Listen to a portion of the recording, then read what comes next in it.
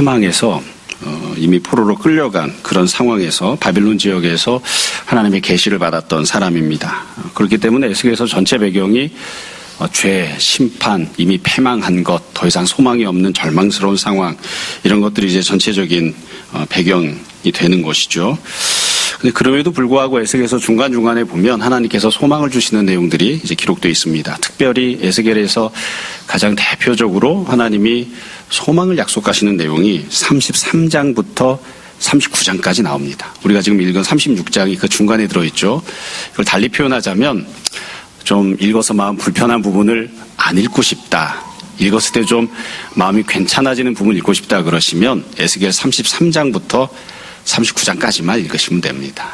그러면 좀 적절하진 않지만 이 부분을 열심히 읽으면 하나님 이렇게 은혜를 베푸시겠구나 이렇게 생각할 수 있거든요. 그래서 이 내용들은 그냥 사실 본문의 내용이 어렵지도 않고요. 우리가 언제나 그래요. 하나님이 복 주신다, 은혜 베푸신다 하는 내용은 어렵지 않습니다. 비비 꼬여있지도 않고 그냥 읽으면 다 이해할 수 있어요.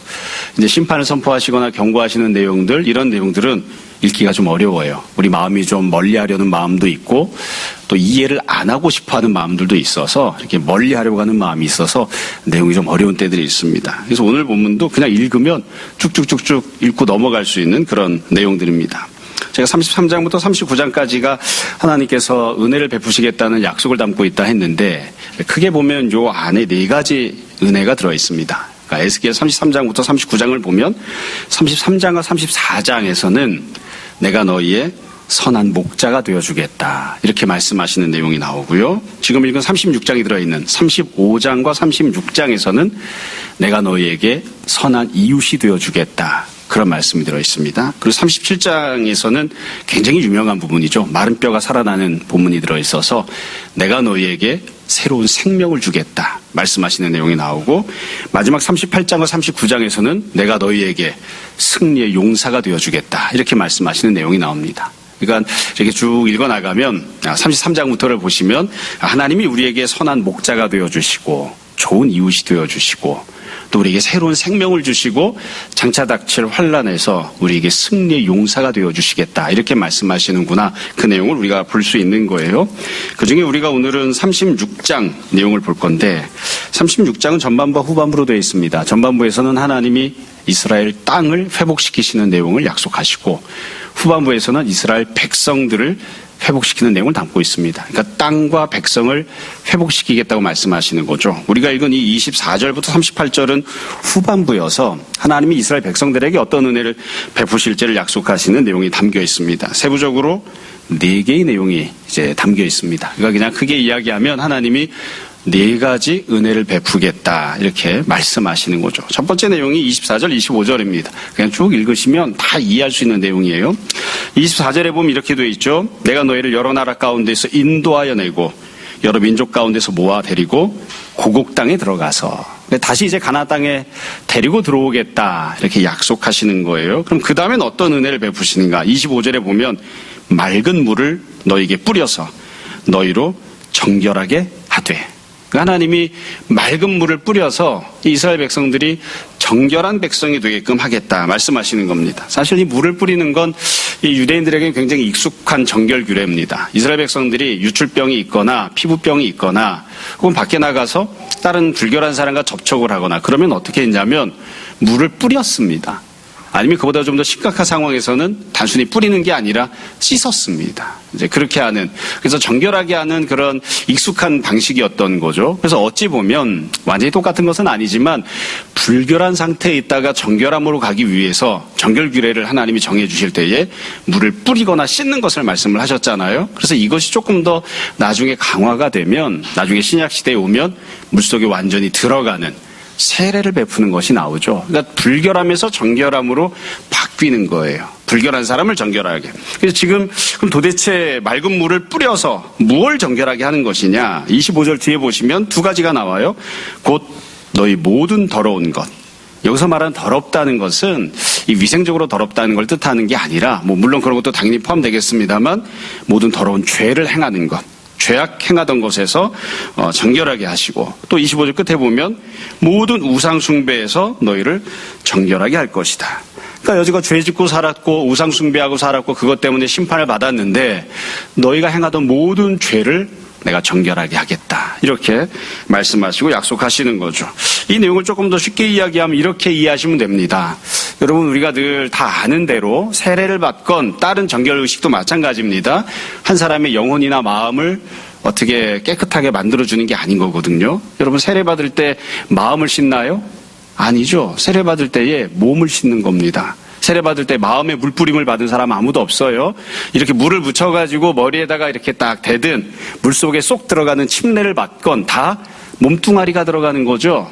그러니까 몸뚱아리가 새롭게 태어나는 것, 이 몸을 가지고 육체를 가지고 행동하고 살아갔던 행함이 변화하는 것을 세례를 통해서 확인을 하는 거예요. 그러니까 예수님을 믿고 구원을 받는 건 근본적으로 영적으로 새로 태어나는 새로운 피조물이 되는 것이지만 동시에 육적으로 살아가는 육체의 삶에 있어서 여지껏과 다른 불결함에서 정결함으로 옮겨가는, 그게 이제 예수님 믿는다는 그런 의미인 거죠. 그래서 지금 하나님 말씀하신 첫 번째 이 내용은 뭐냐?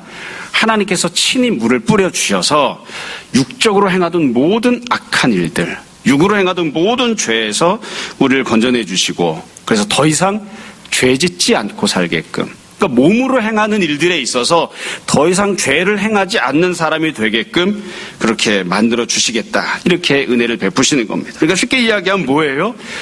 여지껏과 다르게 사는 사람이 되게 하시겠다는 겁니다.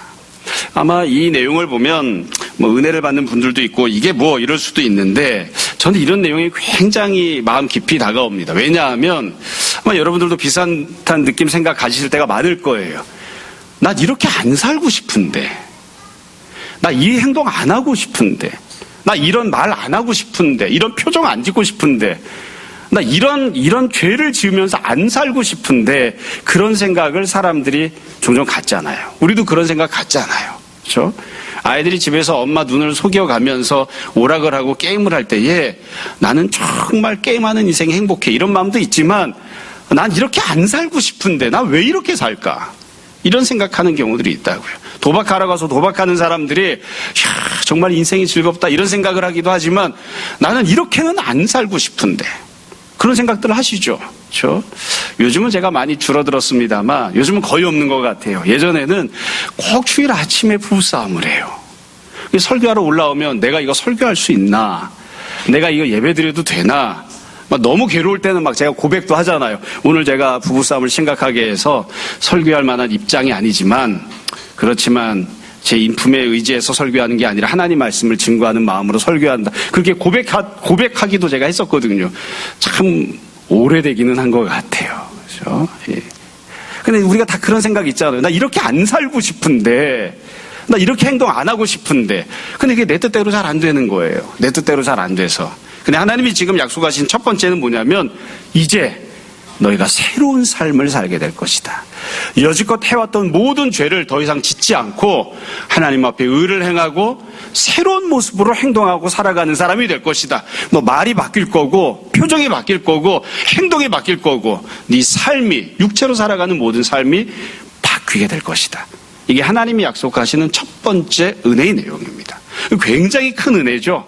저는 이 은혜를 꼭 받았으면 좋겠습니다. 이게 하나님이 이스라엘 백성들에게 주신 첫 번째 약속이에요.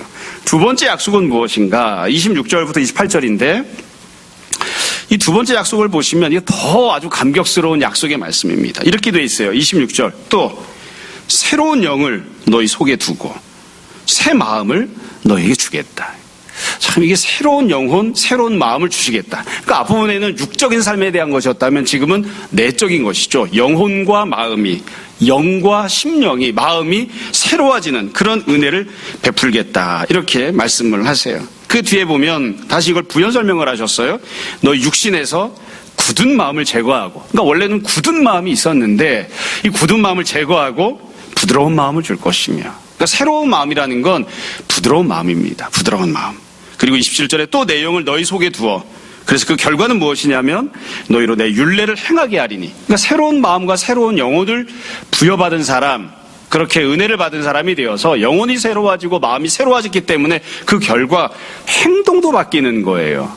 하나님이 주셨던 하나님의 말씀에 순종하는 행함을 갖고 있는 사람, 율례를 행하는 사람이 되고 너희가 내 규례를 지켜 행할지라. 28절에 보면 또 다른 결과가 나오죠. 내가 너희 조상들에게 준 땅에서 너희가 거주하면서 내 백성이 되고 난 너희 하나님이 되리라. 결국 여기서 이야기하고 있는 결과를 보면 하나님이 땅을 회복시켜 주십니다. 돌아오게 하십니다. 그래서 돌아온 그 이스라엘 백성들이 마음도 바뀌고 행함도 바뀌어서 다 온전하게 모든 부분에서 하나님 백성답고 하나님 자녀다운 삶을 살게 되는 그런 은혜, 그런 변화를 주시겠다고 약속하시는 겁니다. 이게 지금 두 번째 약속입니다. 여러분 이 26절부터 28절을 보면 이것도 그냥 한 묶음으로 그냥 읽으시면 됩니다. 앞부분에 처음에 약속하신 내용을 보면 맑은 물을 뿌리시면 그 결과가 정결하게 되는 거잖아요. 그래서 이 맑은 물과 정결함을 따로 떼어내어서 생각할 수가 없어요. 한 묶음입니다. 마찬가지로 새로운 영혼과 새로운 마음도 한 묶음이에요. 하나님이 물론 문자적으로만 놓고 보면 새로운 영혼도 주시고 새로운 마음도 주시고 이렇게 이해하는 게 맞습니다만 지금 하나님이 말씀하시는 내용은 이걸 한 묶음으로, 그러니까 쉽게 이야기하면 어떻게 해야 새로운 마음을 가질 수 있을까요? 어떻게 해야 굳은 마음을 버리고 부드러운 마음을 가질 수 있을까요? 해답은 간단합니다. 마음과 영혼은 한 묶음이어서 새로운 영혼을 받아야 됩니다. 하나님이 주시는 새로운 영을 가져야 그래야 마음이 바뀌는 거예요. 그렇게 마음이 바뀌어야 행하는 게 바뀌는 거예요. 그러니까 결국 원래대로 원칙적으로 이렇게 살펴보자면 우리가 마음에 안 드는 행함을 하잖아요. 왜 그 행함을 하는 걸까요? 이 행함을 고치려면 어떻게 해야 될까요? 마음을 바꿔 먹어야 됩니다. 마음을 바꿔 먹으려면 어떻게 해야 될까요? 지금의 신앙생활, 지금의 영성, 지금의 영혼을 가지고는 마음을 고쳐 먹지 못합니다. 그러니까 하나님의 은혜를 주셔서 우리의 영혼을 새롭게 하시고 하나님이 주시는 성령 충만함이 우리의 영에 가득하고 그 결과 우리의 마음이 변화를 받고 그래서 그 이후에 결과적으로 행함이 달라지는 거죠. 여지껏은 내 뜻대로 살고 내 욕심대로 살고 하고 싶은 대로 하고 살았다면 그게 아니라 새롭게 변화받은 마음을 갖게 되었기 때문에 하나님 말씀에 순종하고 하나님의 율례를 지키고 하나님을 기쁘시게 하고 결국 그로 인해서 나도 구원과 은혜를 누리는 그런 존재가 되어지는 거죠. 그래서 하나님께서 지금 두 번째 말씀하신 거, 우리가 이걸 잘 생각해야 됩니다. 여러분, 그래서 우리가 하나님이 은혜를 베푸시면 어떤 은혜를 받게 되는가? 지금 두 번째, 마음이 바뀌는, 영혼이 새롭게 되는 은혜를 받게 되는 겁니다. 현실 속에서 보면 이게 뭐 어렵거나 복잡한 내용이 아닌 것 같아요. 내가 이런 마음을 품으면 안 되는데, 이 마음은 하나님이 기뻐하시는 마음이 아닌데 내가 새로운 마음을 가져야 되는데 이것을 깨달으려면 내가 내 마음을 봤을 때 내 마음이 추잡하구나, 내 마음이 어리석구나, 내 마음이 불결하구나, 내 마음이 세상을 닮아 있구나, 이걸 깨달으려면 어떻게 해야 될까요? 새로운 영을 받아야 됩니다. 성령 충만을 받아야 됩니다. 성령님께서 말씀하시고 알려주지 않으면 내 마음이, 현재 내가 갖고 있는 마음이 얼마나 나를 불행에 빠뜨리고 얼마나 나를 심판으로 이끌고 가는지를 깨닫기 어려워요. 그래서 우리가 누군가를 위해서 기도할 때 그 사람의 행함이 바뀌어야 되면 어떻게 기도해야 됩니까? 마음을 바꿔달라고 기도해야 되고, 그 사람의 마음을 바꾸기 위해서는 어떻게 기도해야 됩니까?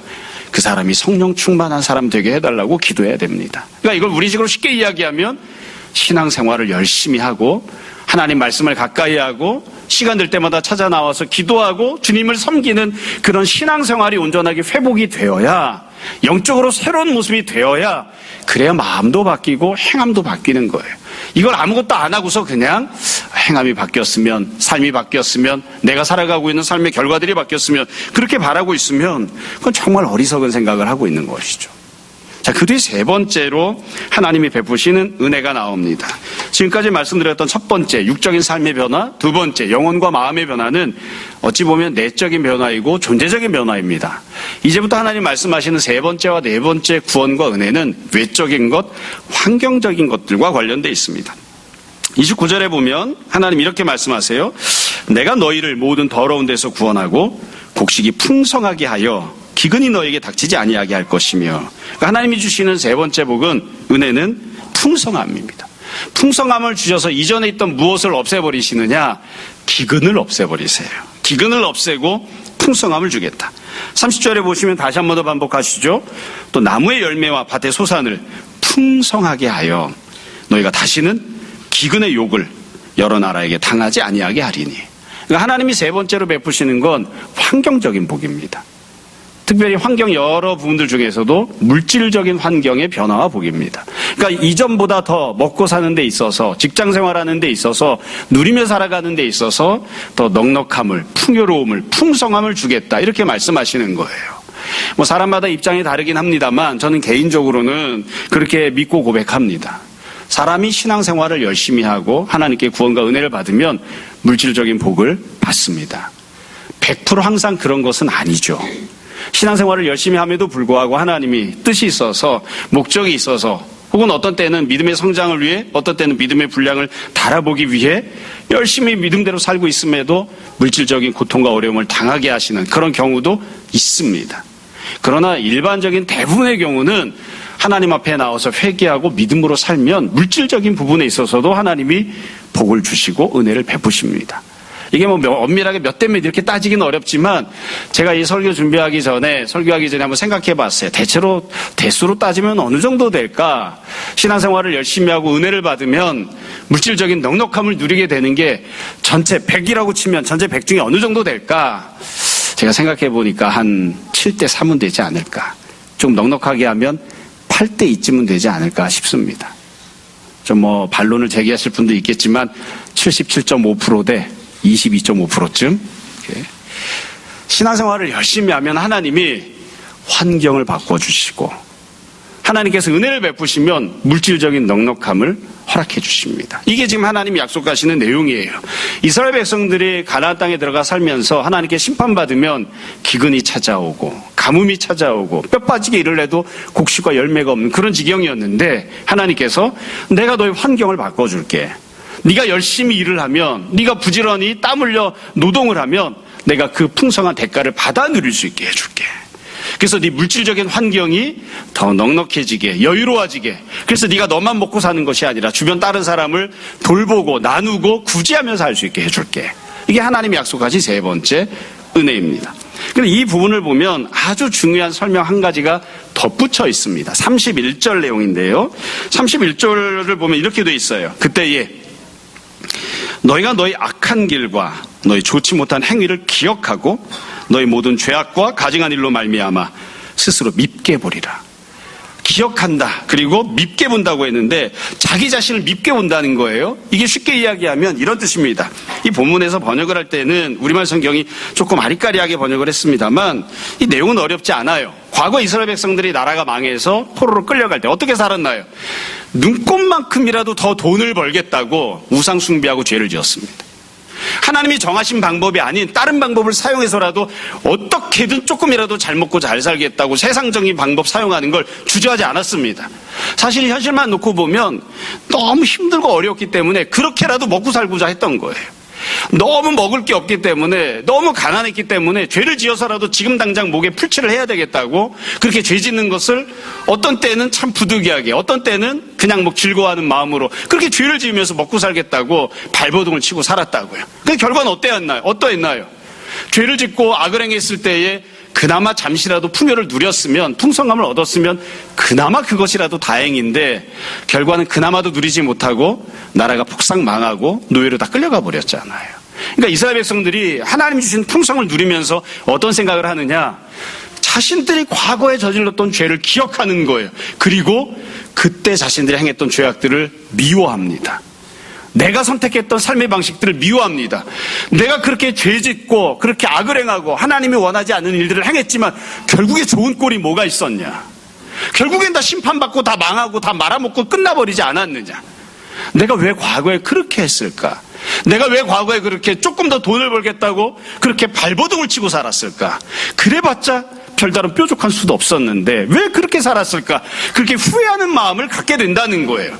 여러분, 아무것도 아니지만 또 아무것도 아니라고 생각할 수도 있지만 저는 이거 굉장히 중요한 부분이라고 생각합니다. 왜냐하면 하나님께서 지금 말씀하시는 내용은 엄밀하게 이야기하자면 물질적인 환경을 바꿔주시겠다고 말씀하시는 것뿐만이 아니라 이스라엘 백성들이 물질적 환경을 바라보는 그들의 마음도 바꿔주시는 거예요. 자신이 무엇을 잘못했었는지, 내가 무엇을 기준 삼고 살았는지를 잘 깨닫고 그게 죄악이었다고 하는 것을 인정하게 하는 그런 마음을 품게 하시는 거예요. 이거 뒤집어서 이야기해도 마찬가지입니다. 여기서는 지금 부정적인 표현을 했지만 긍정적으로 보자고요. 하나님이 은혜를 주셨습니다. 여러분 이스라엘 역사를 생각해 보세요. 하나님이 환경을 바꿔주시고 물질적인 풍요를 주시면 이스라엘이 그것을 하나님의 은혜로 인정하는 마음을 가졌나요? 천만에요. 이스라엘 역사를 보면 풍요를 누리면 누릴수록 죄를 더 많이 지었습니다. 광야 살 때보다는 가나안 땅에 들어가면 조금 더 나아졌어요. 그걸 누가 부정할 수 있습니까? 그런데 가나안 땅에 들어가서 어떻게 살았는가? 광야에서는 그저 잠시 잠깐 우상 숭배하거나 잠시 잠깐 불수종하거나 잠시 잠깐 불평하거나 했지만 가나안 땅에 들어가서는 밥 먹듯이 우상 숭배했습니다. 온 사방 우상이 없는 곳이 없어요. 이 광야 생활할 때는 금송아지 하나 만들어 놓고 온 민족이 다 둘러앉아서 우상 숭배를 했는데 가나안 땅에 들어가서는 집집마다 동네마다 우상 숭배가 가득가득 차 있었다고요. 그러니까 이스라엘 역사를 가만히 생각해 보면 어떠하냐? 그들은 하나님께서 넉넉함을 주실수록 우상 숭배하고 죄를 짓는 데 더 가까이 갔습니다. 그러니까 자신들이 받은 게 하나님의 은혜라는 걸 인정하지 않은 거예요. 깨닫지 못한 거예요. 제가 설교 준비하면서 저도 한번 생각해 봤습니다. 이제 어느덧 결혼하고 살아간 게 이제 참 오래됐더라고요. 총각 때도 생각해보고 중학생 때도 생각해보고 초등학생 때도 생각해보고 지금도 생각해보고 제가 이렇게 쭉 생각해보니까 초등학교 때보다 중학교 때보다 총각 때보다 결혼했을 때 더 제가 풍성하게 잘 먹고 살았더라고요. 더 잘 먹고 살았어요.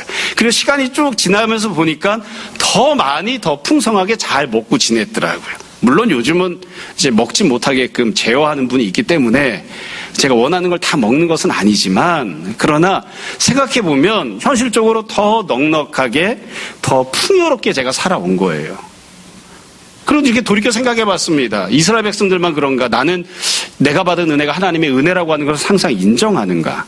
제가 생각해 보니까 경제적으로 환경에 있어서 예전보다 조금씩 계속 나아진 게 분명한 사실인데 그럼에도 불구하고 내가 지금 갖고 있는 풍요로움과 여유를 하나님이 나에게 이렇게 귀한 은혜를 주셨구나 이렇게 인정하고 그래서 감사하는 그런 모습이 나에게 있는가? 참 찾아보기가 쉽지 않아요. 사실 이런 것들은 제가 인정을 합니다. 교회를 개척하고 나서 지금 20몇 년이 되었는데 생각해보면 주님께서 은혜를 베푸셔서 조금씩 계속 나아졌습니다. 그걸 누가 부정하겠습니까? 다른 사람들이 보면 그까지 상가 있는 교회 이렇게 생각할 수도 있어요. 그렇죠? 참 우리 임직식하고 위임식 할 때 오셨던 제 친구 목사님이 와서 그러잖아요. 겉에서 보니까 상가인 줄 알았는데 들어와 봤더니 너무 좋더라. 예? 딴 사람이 보면 그까지 상가 있는 거 이럴 수도 있지만 제가 생각해 보면 참 99년도에 처음 교회를 개척하고 지하실에 개척을 해서 예배를 시작했을 때부터 시작해서 지금까지 얼마나 더 넉넉해지고 여유로워졌는지 몰라요.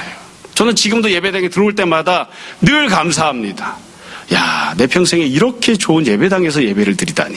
안 그런 분도 계시겠지만 사실은 환경이, 여건이, 상황이 조금씩 더 좋아졌어요. 근데 그 은혜를 내가 정말 은혜를 받았구나라고 생각해야 되는데 그게 과연 우리 가운데 있는가? 근데 이스라엘 백성을 향해서 하나님 그렇게 말씀하시는 거예요. 내가 너에게 풍성함을 주겠다. 그리고 그게 하나님의 은혜라는 걸 인정하는 마음도 주어서 내가 왜 과거에 물질적인 풍요를 쫓아서 그렇게 죄짓고 살았을까? 나 자신을 미워하는 마음을 갖게 하시겠다고 말씀하십니다. 우리가 자녀들에게 이야기할 때, 자녀들에게 말할 때도 마찬가지입니다. 우리가 늘 그런 것 때문에 아쉬워하잖아요.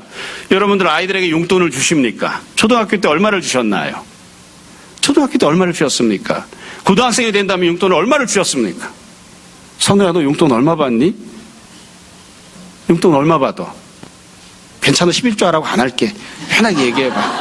너 용돈 얼마 받아? 엄마 카드 써? 무제한이네? 야, 우리가 초등학교 때 아이에게 가령 100원의 용돈을 줬다고 칩시다. 아이가 얼마나 기뻐하고 감사합니까? 고등학교 갔는데 아이에게 가령 10,000원을 준다고 칩시다. 더 많이 기뻐하고 감사하나요? 초등학교 때 받았던 용돈보다 더 많이 주잖아요. 용돈 줄이시는 분. 초등학교 때는 내가 10만 원씩 줬지만 중학교 때는 5만 원, 고등학교에 가면 10,000원 줍니다. 이런 사람 없잖아요. 더 많이 주죠. 자꾸 자녀에게 더 많이 주고 더 잘해줍니다. 그럼 자녀가 내가 초등학교 때는 요만큼 은혜를 받았는데 이래서 참 감사했는데 중학교 가면 엄마 너무 고마워, 아빠 너무 고마워, 이만큼 더 주시네. 고등학교 갔더니 이렇게 더 많이 주시네. 이렇게 감사하나요? 애들이 불평이 늘어나죠. 감사가 늘어나는 게 아니라 불평이 늘어납니다. 그건 인간의 본성이에요. 이스라엘도 그러했고 우리도 그러하고 우리 자녀도 그러합니다. 그런데 하나님께서 지금 어떤 은혜를 주시느냐? 환경의 변화를 주셔서 물질적으로 넉넉하고 풍성함을 주시고 뿐만 아니라 그게 하나님의 은혜임을 인정하는 마음을 주셔서 내가 더 많은 은혜를 받았습니다. 더 많이 넉넉하게 되었습니다. 더 많이 여유를 갖게 되었습니다. 주님 참 감사합니다. 내가 과거에 왜 그렇게 살았을까? 그런 마음을 갖게 해주신다는 거죠. 이게 세 번째 하나님이 약속하신 은혜입니다. 마지막 네 번째 약속하신 은혜가 그 뒤에 나옵니다. 32절부터 38절까지인데 이 부분은 마찬가지로 주변과 관련되어 있는, 여건과 관련되어 있는 은혜예요. 주변 사람들로부터 인정을 받게 된다는 그런 은혜입니다. 이 은혜를 이야기하실 때 하나님이 33절부터 38절까지 두 번 반복해서 말씀하시는데 똑같은 패턴을 두 번 반복하십니다. 어떤 식이냐면 환경의 변화를 주시고 그걸 주변 사람들이 보고 인정을 하게 된다는 거예요. 33절 보시면 주 여호와께서 이같이 말씀하셨느니라. 내가 너희를 모든 죄악에서 정결하게 하는 날 성읍들에 사람들이 거주하게 하며 황폐한 것이 건축되게 할 것인즉. 그러니까 예전에는 사람들이 없었는데 이제 성읍들에 사람들이 거주하게 되고 예전에는 이 성읍들이 다 황폐하게 되었는데 그걸 다시 건축을 하게 되는 거예요. 그래서 어떤 일들이 생기는가? 34절 전에는 지나가는 자의 눈에 황폐하게 보이던 그 황폐한 땅이 장차 경작이 될지라. 35절 사람이 이르기를 이 땅이 황폐하더니 이제는 에덴 동산같이 되었고 황량하고 적막하고 무너진 성읍들에 성벽과 주민이 있다 하리니. 사람들이 인정을 하는 거예요. 바뀌었다는 것을. 가나안 땅이 황폐한 땅이었는데 여기 에덴 동산처럼 됐네. 여기 사람이 없었는데 사람이 살게 되었네. 인정을 하게 되는 겁니다. 36절에 보면 너희 사방에 남은 이방 사람이 나 여호와가 무너진 곳을 건축하며 황폐한 자리에 심은 줄을 알리라. 주변에 있던 이방 사람들이 하나님의 은혜를 베푸셨다는 것을 알게 된다는 거예요. 그 뒤에 보시면 37절 후반부입니다. 내가 그들의 수요를 양떼같이 많아지게 하되. 그러니까 하나님께서 이스라엘 백성들의 숫자를 양떼처럼 많아지게 하겠다고 하십니다. 38절 제사 드릴 양떼 곧 예루살렘이 정한 절개의 양무리 같이 황폐한 성읍을 사람의 떼로 채우리라. 하나님께서 수많은 사람들이 생기게 하시겠다고 말씀하세요. 그럼 그 결과가 무엇이냐? 그러한즉 그들이 나를 여호와인 줄 알리라. 이스라엘 백성들뿐만 아니라 이방인들까지 포함해서 주변 모든 사람들이 하나님이 여기서 역사하고 계시고 하나님이 이들에게 구원과 은혜를 베풀고 계시구나, 그걸 알게 되고 인정하게 된다는 거예요. 그러니까 간단합니다. 처음에 말씀드린 것처럼 주변 사람들로부터 인정을 받게 되는 은혜를 베푸시는 겁니다. 여러분, 여기서 우리가 잘 생각해야 될 점이 있습니다. 이 주변 사람들이 왜 인정을 하게 될까요? 주변 사람들이 성인 군자라서? 아닙니다. 이분들은 여전히 세속적인 사람들이고 세상적인 사람들이죠. 돈만 밝히는 나쁜 놈들이에요. 그러한 사람들이 봐도 이스라엘 백성이 하나님께 은혜를 받고 있구나라는 걸 인정하게 된다는 거예요. 여기서 인정하게 되는 이유는 이스라엘 백성들이 경제적으로 가난하게 살고 사회적 신분이 없고 그럼에도 불구하고 인품이 훌륭해서 그래서 인정하는 거 아닙니다. 세상적인 사람들이 봤을 때에도 이스라엘 백성들이 세상적으로도 도무지 흠잡을 데 없이 깔아뭉갤 수 없이 참으로 풍요를 누리고 풍성을 누리고 성공한 모습으로 살고 있으니까 하나님께서 이런 큰 은혜를 주셨구나라고 세상 사람도 인정할 수밖에 없는 그런 상황을 만들어 주신 거죠. 그래서 세상 사람들로부터 인정을 받게 된다, 이렇게 말씀을 하고 있습니다. 이게 지금 네 번째 은혜입니다. 그래서 하나님께서 이스라엘 백성들에게 내가 너희에게 반드시 환경의 변화를, 물질적인 복을 내가 너에게 허락할 것이다. 그래서 그것을 너희가 그냥 누리고 인정하는 마음을 갖는 신앙 고백으로 인정하는 그런 정도가 아니라 누구도 그 사실을 부정할 수 없어서 다 인정하는 그런 은혜를 너에게 베풀겠다, 이렇게 말씀하셨습니다. 자, 여기까지가 우리가 오늘 보려고 하는 하나님이 약속하신 네 가지 구원과 은혜입니다. 안 어렵죠? 내용 읽으면 그 자체로 다 이해할 수 있습니다. 첫 번째 하나님이 약속하신 은혜는 복은 무엇인가? 육적인 삶의 변화입니다. 두 번째는 영혼과 마음의 변화입니다. 세 번째는 물질적인 환경의 풍성함과 변화입니다. 네 번째는 주변 사람들로부터 인정받는 그런 사람이 되어지는 변화입니다. 근데 우리가 이 본문을 보다 보면 중요한 내용이 중간에 들어있는 것을 찾을 수 있습니다. 하나님께서 은혜를 베푸시겠다 말씀하시는 것 말고, 그것 말고, 그렇다면 내가 너에게 은혜를 베풀 때 너희는 어떻게 해야 하는가? 너희는 어떻게 해야 이와 같은 네 가지 구원과 은혜를 받을 수 있는가? 이와 관련해서 하나님이 말씀하시고 명령하시는 내용이 두 가지가 들어있습니다. 그 두 가지 내용을 잘 보이라고 제가 주보에 있는 본문에서 네모칸을 쳐놨습니다. 첫 번째는 32절 말씀이고 두 번째는 37절입니다. 그러니까 이 32절과 37절은 이스라엘이 어떻게 반응하고 행동해야 되는지에 대한 명령이에요. 32절 이렇게 되어 있죠. 주 여호와의 말씀이니라. 내가 이렇게 행함은, 그러니까 이런 구원과 은혜를 베풀어 주는 것은 너희를 위함이 아닌 줄을 너희가 알리라.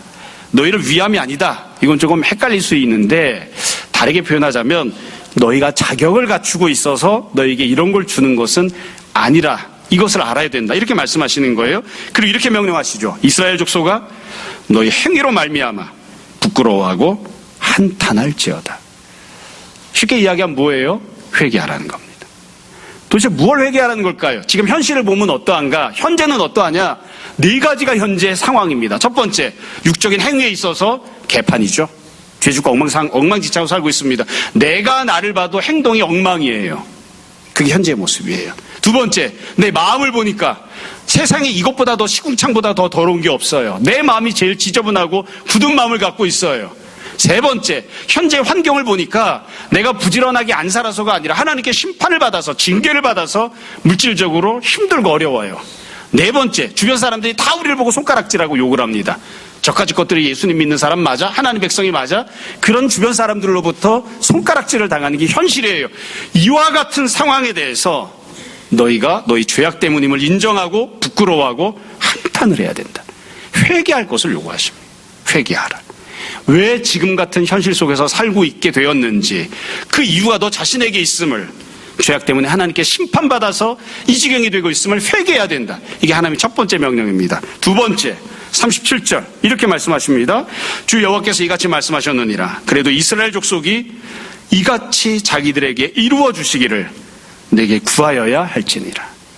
이 구하여야 한다. 이거 기도하라는 거죠. 간구하라는 겁니다. 뭘 구하라는 걸까요? 지금 다 말씀드린 거예요. 이 네 가지 은혜를 하나님이 주시겠다고 약속하시잖아. 이 네 가지를 구하라는 거예요. 첫 번째, 내 행동을 바꿔주십시오. 나도 내 자신을 보면, 내가 살아가는 행동을 보면 꼴불견입니다. 나도 이렇게 안 살고 싶습니다. 내 행동을 바꿔주십시오. 이렇게 구하라는 거예요. 나도 내 마음이 지저분하고 불결하고 이 마음 그대로 살고 싶지 않습니다. 나에게 새로운 영을 주시고 새로운 마음을 주십시오. 이걸 구하라는 거예요. 세 번째, 물질적인 환경에 주님께서 변화를 주시고 복을 주십시오. 사람들로부터 인정받는 그런 삶이 되게 해주십시오. 이걸 구하고 간구하라는, 이게 하나님이 주시는 명령이에요. 여러분, 그래서 우리가 이 네 가지 내용을 우리도 구하는 사람들이 되어야 됩니다. 우리가 소망을 가져야 돼요. 하나님, 지금은 엉망이지만, 지금은 죄 때문에 심판받은 모습이지만, 지금은 도무지 구원의 가능성이 보이지 않는 것처럼 보이지만, 하나님께서 이 네 가지 복을 주시겠다고, 은혜를 주시겠다고 약속하신 것을 믿습니다. 우리에게 이 은혜를 주십시오. 제 삶이 바뀌게 해주십시오. 제 마음이 변하게 해주십시오. 제 환경을 주장해 주십시오. 사람들에게 인정받는 성도가 되게 해주십시오. 이렇게 기도하라는 거예요. 기도하면, 구하면 내가 너에게 이 은혜를 베풀겠다. 이게 하나님께서 에스겔 선지자를 통해 이스라엘에게 주신 약속의 말씀입니다. 자, 오늘 본문 내용은 여기까지입니다. 본문 내용을 뭐 쭉 다 말씀을 드렸으니까 다 잘 알아들으셨을 것이라고 생각을 해요. 중요하게 우리가 꼭 생각해야 될 점, 더 첨가해서 생각해야 될 점 한 두세 가지 더 말씀드리고 오늘 말씀을 마무리하겠습니다. 첫 번째는 결국 하나님께서 베푸시려고 하는 은혜는 무엇인가? 여기 본문에 보면 늘 말씀드리는 것처럼 문자적으로는 네 가지 은혜를 약속하셨습니다. 그럼 이 네 가지만 주시는 걸까요? 그건 아닙니다. 하나님이 정말로 주시고자 하는 것은 모든 부분에서 새로운 피조물이 되고 모든 부분에서 하나님의 구원과 은혜를 누리는 겁니다. 모든 부분에서 하나님께서 모든 것을 새롭게 하시는 그런 구원과 은혜를 하나님이 베풀기를 원하십니다. 그러니까 우리가 그런 것들을 위하여 회개하고 은혜를 구하는, 기도하는 그런 성도가 되어야 되는 것이죠. 그래서 우리 삶 가운데에 이건 내가 원하는 것이 아닌데, 하나님 앞에 아름다운 것이 아닌데, 죄 때문에 들어온 것들인데, 심판 때문에 들어온 것들이 있는데, 그렇다면, 그런 것들이 있다면 그게 무엇이 되었든지 간에 여기는 4가지 항목에 속해 있지 않아도 하나님 이 모든 것들을 고쳐주십시오. 이 모든 것들을 새롭게 해주십시오. 그렇게 기도하는 것이 마땅합니다. 두 번째로 여기 나오는 모든 것들은 다 하나님께서 능동적으로 행하시는 겁니다. 가령 이런 거예요. 과거에 구약 이스라엘 백성들이 자기가 불결하게 됐잖아요. 그럼 어떻게 하느냐? 스스로 물을 뿌렸습니다. 자기가 자기한테 물을 뿌려요. 이스라엘 백성들이 죄를 지었습니다. 그럼 어떻게 했나요? 자기가 제사장을 찾아가서 자기 소유인 짐승을 제물로 잡아서 자기가 제물을 직접 죽여요. 나 자신을 죽이듯이. 그리고 내 죄를 용서해달라고 했습니다. 근데 지금 하나님 뭐라고 말씀하시냐면 네가 너에게 뿌리는 게 아니고 내가 너에게 물을 뿌려줄게.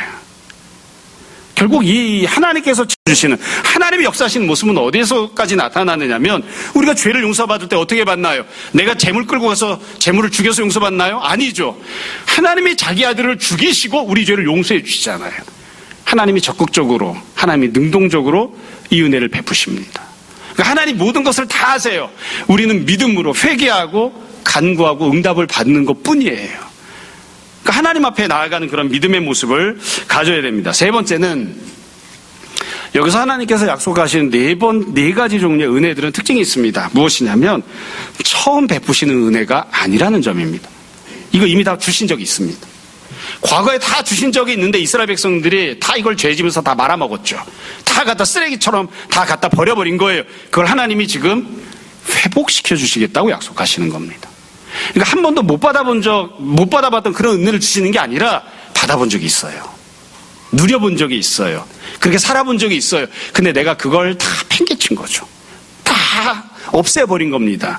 근데 하나님 지금 뭐라고 말씀하시냐면 네가 과거에 받았던 것보다 더 크고 좋은 은혜를 다시 한 번 더 줄게. 다시 한 번 더.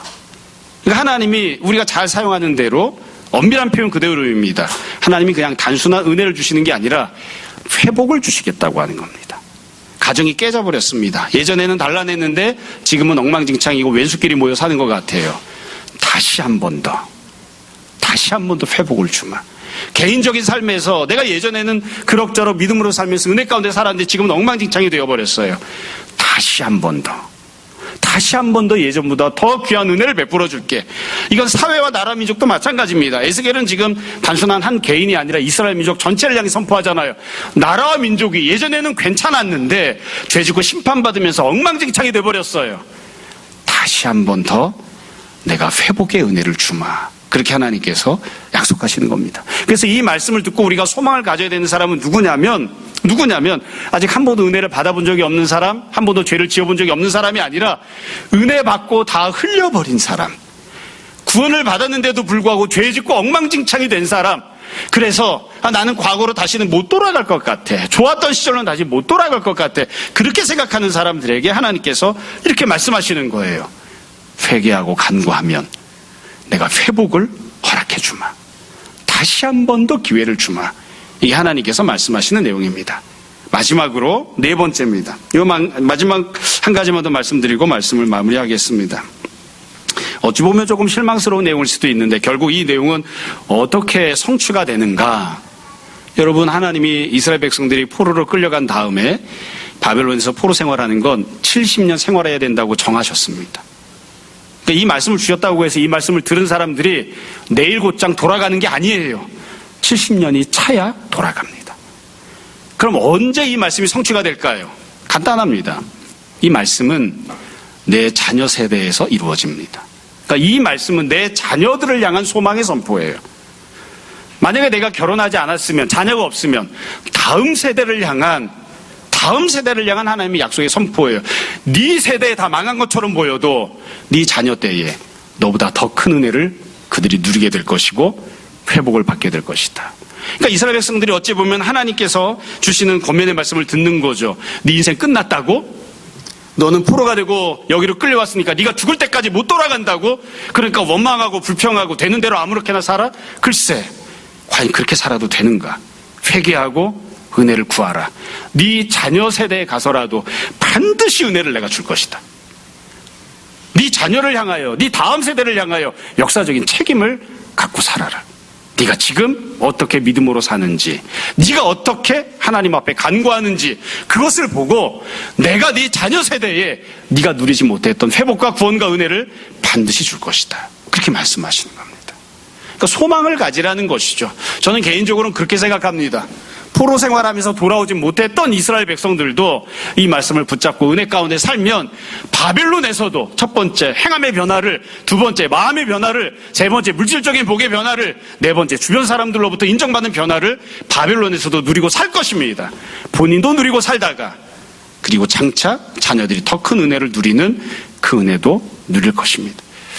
여러분, 우리가 이 하나님께서 늘 소망을 말씀하시는 것을, 약속을 주시겠다고 이렇게 선포하시는 것을 잘 기억했으면 좋겠습니다. 주님께서 죄 때문에 심판받는 자들에게 넌 죄 지었으니까 심판받고 죽고 끝내라 이렇게 말씀하시는 게 아니라 항상 구원의 약속을 주시는 것을 기억하고, 난 이제 다 끝난 것 같아. 아닙니다. 하나님이 소망을 약속하십니다. 우리가 늘 소망 가운데, 믿음 가운데 주님 바라보고 사는 주님의 자녀들 되었으면 좋겠습니다. 모쪼록 우리의 기도가 변하고 우리의 기도가 응답받아서 우리도 주님이 약속하신 은혜를 받고 우리의 자녀와 다음 세대도 우리보다 더 큰 주님의 은혜를 받아 누리는 귀한 은혜가 우리 모두에게 있기를 주님 이름으로 축원합니다. 잠시 기도하겠습니다. 오늘 말씀을 정돈해 보십시오.